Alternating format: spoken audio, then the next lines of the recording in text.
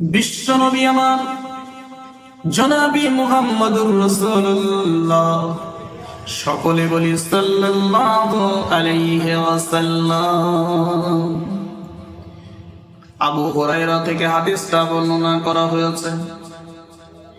রাসূল বলেছেন, ইন্নাল্লাহা ক্বালা মান আদানি ওয়ালিয়ান ফাকাদ আযানতুহু বিল হারবি وما تقرب إلي عبدي بشيء أحب إلي مما افترضت عليه وما يزال عبدي يتقرب إلي بالنوافل حتى أحبه فإذا أحببته كنت سمعته الذي يسمع به وبصره الذي يبصر به ويدره الذي يبطش بها ورجالته التي يمشي بها وإني سألني أوتينه ولئن استأذني لأوئذنه।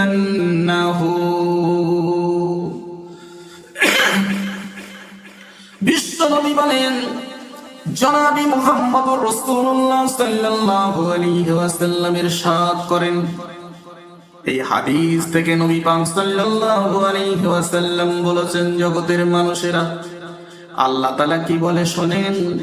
আল্লাহ তাআলা বলেন, যে ব্যক্তি আমার কোন ওলির সাথে, ওলি বান্দার সাথে দুশমনি করে, আমি তার বিরুদ্ধে যুদ্ধ ঘোষণা করে দেই।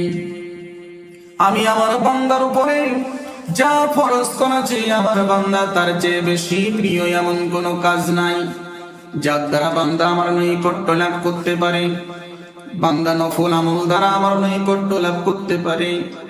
এক পর্যায়ে আমি তাকে ভালোবেসে ফেলি, আর আমি যখন তাকে ভালোবেসে ফেলি তখন আমি তার কান হয়ে যাই। যখন আমি তার ভালোবেসে ফেলি, আমি তার ভালোবেসে ফেলাতে আমি তার কান হয়ে যাই।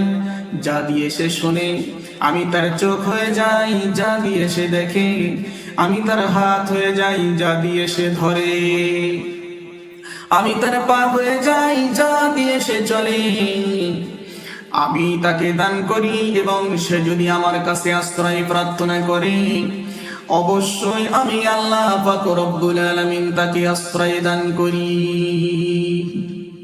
বিশ্বনবীর হাদিস থেকে জানা গেল, বিশ্বনবীর হাদিস থেকে বোঝা গেল, ও জগতের মানুষেরা, মা বোনেরা, ভাই জানেরা, আব্বা জানেরা, যদি ওলিদের সাথে আমরা খারাপ ব্যবহার করি, ওলিদের সাথে যদি কোনো রকম কূটনীতি করি, কোনো নেককার মানুষের সাথে, কোনো আলেম ওলামাদের সাথে যদি আমরা খারাপ ধারণা করি, খারাপ ব্যবহার করি, দুনিয়ায় আমরা ছাড় পাবো, কিন্তু আখিরাতে আমরা ছাড় পাবো না। আমার আল্লাহ পাক রব্বুল আলামিন তাই নবীর মাধ্যমে, বিশ্ব নবীর মাধ্যমে এমন করে জানিয়ে দিয়েছেন। হাদিস পাকের ভিতরে আমার নবী কোনোদিন 63 বছরের ভিতরে একটা জাররা পরিমাণ মিথ্যা বলেননি। সেই নবীর হাদিস থেকে আমরা জানতে পারলাম যে কোনো ওলি আল্লাহর বন্ধুর সাথে দুশমনি করা যাবে না। এই হাদিসে আল্লাহ তাআলা জানান, বান্দা যখন ফরজ ইবাদতের পাশাপাশি নফল আমলে রত থাকে, নফল আমল করতে থাকে, তখন আল্লাহ তাআলা তাকে ভালোবেসে ফেলেন। এভাবে বান্দা আল্লাহর ওলিতে, বন্ধুত্বে পরিণত হয়ে যায়। আর যখন সে তার ওলি হয়ে যায় এবং তিনি তাকে ভালোবেসে ফেলেন, তখন তিনি তার কান হয়ে যায়, তার চোখ হয়ে যায়, তার হাত হয়ে যায়, তার পা হয়ে যায়। তার হাত পায়ে যখন পরিণত হয়ে যায়, এর অর্থ আল্লাহ তাআলা মানব রূপ ধারণ করা নয়, তিনি মানুষের এই রূপ ধারণ করার কথা এখানে বোঝাননি। তিনি মানুষের পরিণত হয়ে যায় এমন কথা নয়, বরং মানুষের যাতে এইসব অঙ্গ প্রত্যঙ্গ সঠিকভাবে ব্যবহার করতে পারে সেই ব্যাপারে তিনি তাকে সাহায্য করেন। মানুষ বেশিরভাগ গুনাহ এই অঙ্গ প্রত্যঙ্গ দ্বারাই করে থাকে। মানুষ যখন আল্লাহর ওলি হয়ে যায়, বন্ধুত্বে পরিণত হয়ে যায়, তখন আল্লাহর সাহায্য সর্বদিক থেকে আসে। বান্দা যখন হাত দিয়ে কোনো অঙ্গ প্রত্যঙ্গ দিয়ে নেক কাজ করতে থাকে, আমার আল্লাহ খুশি হয়ে যায়। কান দিয়ে যখন ভালো কথা শুনি, আমার আল্লাহ তাআলা তখন খুশি হয়ে যায়। চোখ দিয়ে যখন ভালো জিনিস দেখে, আমার আল্লাহ তাআলা খুশি হয়ে যায়। পা দিয়ে যখন ভালো রাস্তায় চলে, আমার আল্লাহ পাক রব্বুল আলামিন খুশি হয়ে যায়।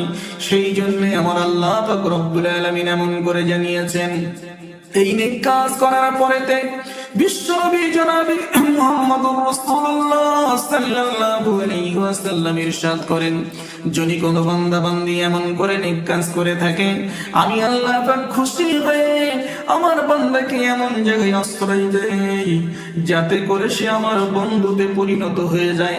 আর আমার বন্ধুর বিরুদ্ধে কোনো যদি কেউ কথা বলে, দুনিয়ার মানুষ যদি আমার বন্ধুর বিরুদ্ধে কোনো রকম ষড়যন্ত্র করে, কিয়ামতের দিন আমি আল্লাহ তার সাথে আমি যুদ্ধ ঘোষণা করে দেই।